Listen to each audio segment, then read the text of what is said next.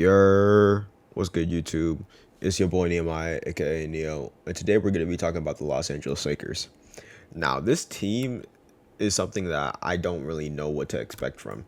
I do like additions like Lonnie Walker. I believe they got Thomas Bryant this year.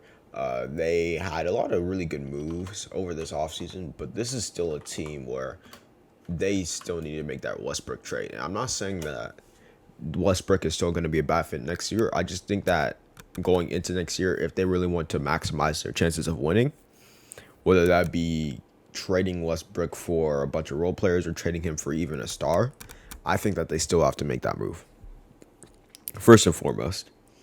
But I don't think that they necessarily need to trade him to at least be a play-in team. And I know that they're aiming low for play-in, but I still think it's a really good spot that they have. A guy like Thomas Bryant, for example, he's a really good offensive big man, especially next to AD. I think that that will work. Juan Toscano Anderson, a good plug and play player. Damian Jones, again, another really good solid player.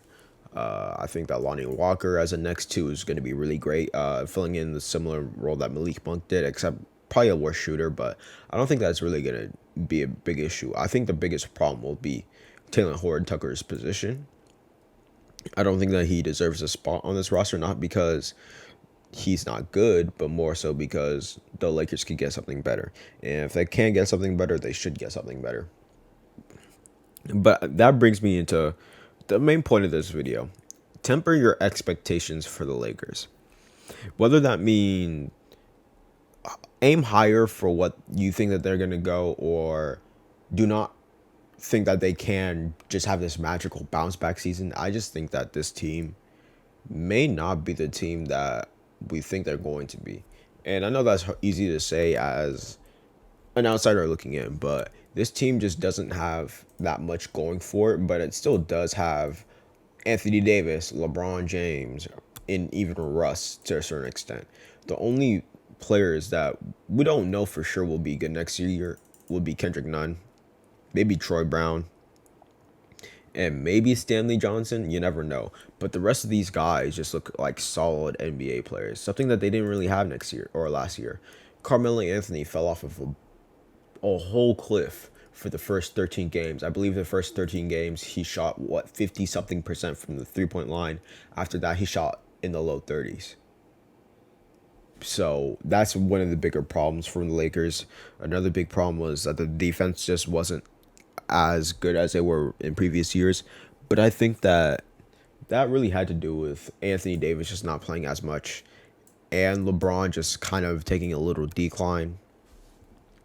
But again, they still have Anthony Davis. They still have LeBron James.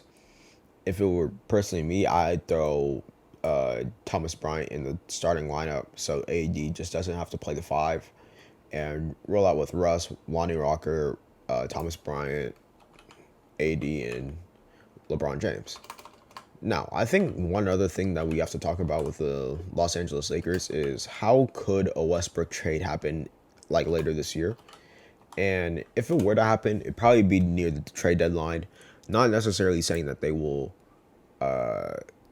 make it on said deadline, but more so just have a season where they could just, I don't know, just trade them closer to the deadline, where it's not necessarily All-Star break, probably in like December or January, where a team will not necessarily look at Westbrook and see, oh yeah, I want that person on my team, but more so look at his contract and say, oh well, he's gonna expire $48 million off the books next year, and he's probably gonna go somewhere else after that. And not only that, it's just a really good asset that teams just should want. I don't know why he's not really on a team yet, except for the Lakers. I think that some teams should just try to grab him now. I think that the Pacers were a team that wanted to grab him. And if I were the Pacers, even though they did have Tyrese Halliburton, I'd still just bench Russ for a week or for the remainder of the months and just go through with what you guys have. And I think their package was Buddy Hield, Miles Turner, and a couple other players. I forgot. But Buddy Hield and Miles Turner should be just contracts, fillers, And I think if you trade Russ with some picks, like just 2 picks, I think you'll make that deal work. If the Kyrie trade actually goes down, that may actually be a really good thing for them. However, I don't expect that to happen only because Kyrie and that situation is looking really bad right now, and I don't know what to expect. So that'll be that. Now, will LeBron just magically become the best player overnight? I don't think so. Will AD become the top 10 player overnight that we think he is? I have a little bit more faith in that, but I still don't think so. However, there's still a good chance that both of them just play better than they did last year, especially a guy like Anthony Davis, who has been falling off of a cliff ever since the bubble season, but more so just the 2020 season as a whole. I think that if AD just bounces back, I think this team is probably easily a play-in team at the least. Looking at the Western Conference teams, there aren't that much teams I think that will be better if these guys are just healthy. Now, health is really a big problem for these guys, but if it pans out well, I don't think it's going to be that much of an issue. The only teams I think that will guarantee be above them is the Golden State Warriors, Phoenix Suns, Dallas, maybe Portland, depending on what Portland does.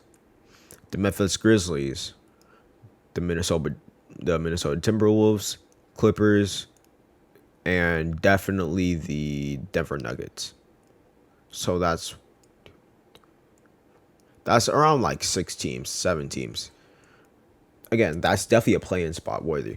They're going to be competing with a guy like the San Antonio Spurs, which I think that they would win that play-in game. Same with the Sacramento Kings. But another really good contender would be the OKC Thunder. But once again, I don't think that that's really going to be a conversation. I would still probably just pick the Lakers. But again, I don't think that this is going to be a season where they can contend more so. I think that this is a season where they could probably just rebuild of what they really have right now. See if they can get rid of Russ. If they can, maybe just try to re-sign LeBron. Now, if it does go to disaster world, I will be the first one posting all these videos about trading LeBron because they probably should in the mid-season if they're below 200 or 500 by February-ish. If that were to happen, I'd trade his ass because I don't think that they get him back. Because in the middle of seasons, LeBron does kind of go on these little tirades on these cryptic messages saying, "Oh, I may not be here, I may not be there." Especially with his son being drafted soon, there is a good chance that things just may not pan out. So for the Lakers, I think that they have a couple of check marks to do. One, trade Westbrook. Two, if they can't trade Westbrook, find out if that fit can work.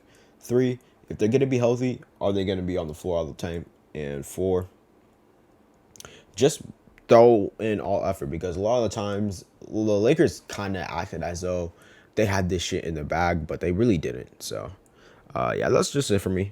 It's your boy Nehemiah, aka Dio, and I'll catch y'all on the flip flop.